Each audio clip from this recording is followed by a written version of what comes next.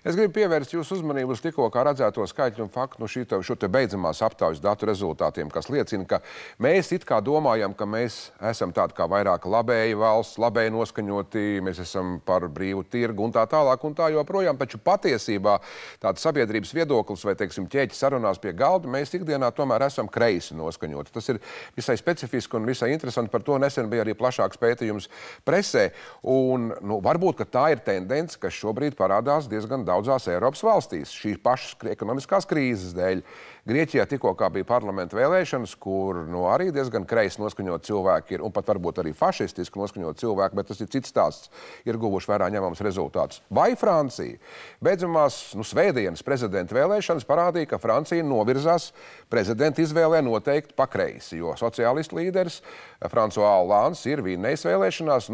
Dažs jau pat ir teicis, ka tagad tā ir sociālistiskā Francija. Tādu vārdu spēli varētu pielietot. Īsāk sakot, François Hollands ir tomēr no Elizejas pils padzīnes, ja tā drīkst teikt, visai ekstravaganto, bet harizmātisko Nicolas Sarkozy.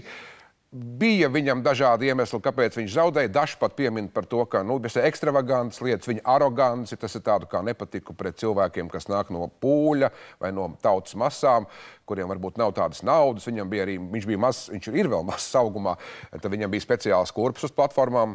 Nezinu, vai bijāt pamanījuši, viņam bija 50 000 vērts zelta pulkstenis. Viņam patīk tādas lietiņas, kas vidusmēra francūzim, sevišķi, ja viņam liek savilkt jostu, nepārāk patīk. Un šobrīd tad ir ne tikai tas, bet arī licis Francijas tautai izvēlēties François Hollandu par savu nākamo valsts vadītāju uz nākamajiem 5 gadiem.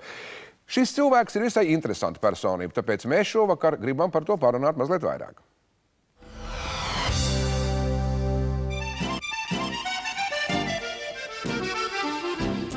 Kļūstot par prezidentu, François Gérard Georges Hollands piepildījis savu bērnības sapni.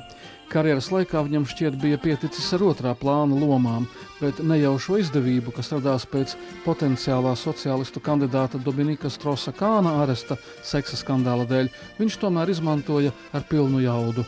Hollandam izdevies apvienot visus, kam nepatika Sarkozy politika, vispirms ekonomikas kurs. Pats miermīlīgais Hollands sevi bieži sauc par Monsieur Normālo, uzsverot savu vienkāršību. Trūkumu skaitā prese min administratīvās pieredzes trūkumu, bet kā pozitīvo laba humora izjūtu.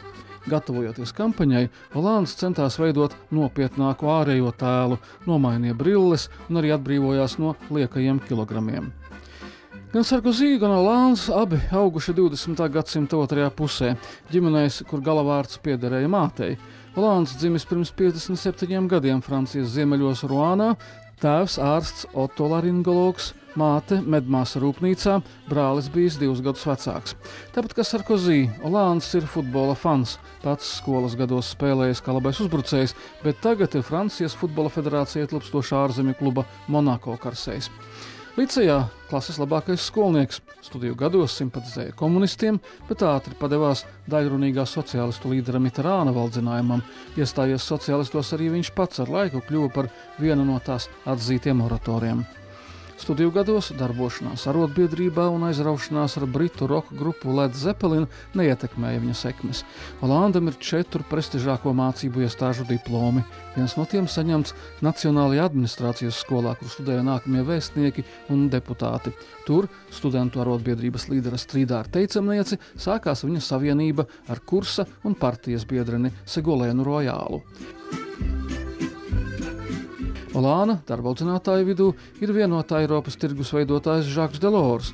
Nevelti Hollands pēc studijām saņēma prestižo skaitīšanas palātas auditora amatu un 25 gadu vecumā ekonomikas lietās sāka konsultēt prezidentu Mitterānu.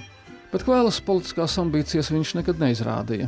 Likās, ka viņu apmierina birokrāta karjera, pildot savu mentora, ekspremjera Lionela Jospēna uzdevumus.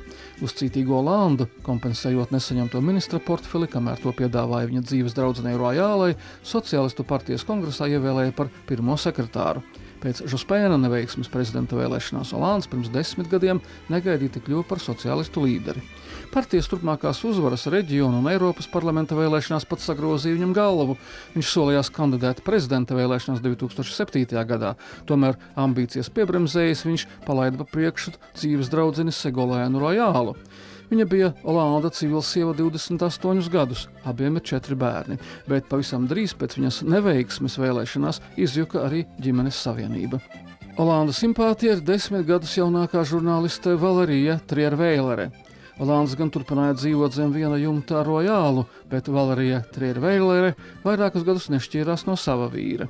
Būdama kasieres meita, viņa dzīvojusi šaurā rocībā, taču izdevies pabeigt Sorbonu, kļūt par stažieri pasauleslavajā žurnālā Paris Match, un tagad viņa ir viena no pazīstamākajām tā reportierēm. Trierveilerei ir 3 savi dēli. Jaunā pirmā lēdija sola turpināt strādāt presē, lai materiāli nebūtu atkarīgi no valsts vai dzīves biedra, bet, kā teikusi prezidenta Mitterāna kundze Daniela, Francijas pirmā dāma ieņems to vietu, kuru pati sev izraudzīs. Šobrīd gan francūžus tik daudz neinteresē jaunā prezidenta ģimenes dzīve, cik viņa vēlēšanu solījumu pildīšana, vai tiks izveidotas 60 000 darba vietas izglītībā, vai ieviesīs 75% nodokli tiem, kuru mantība pārsniegs 1 000 000 eiro, un vai no Afganistānas tiks izvesti franču karavīri.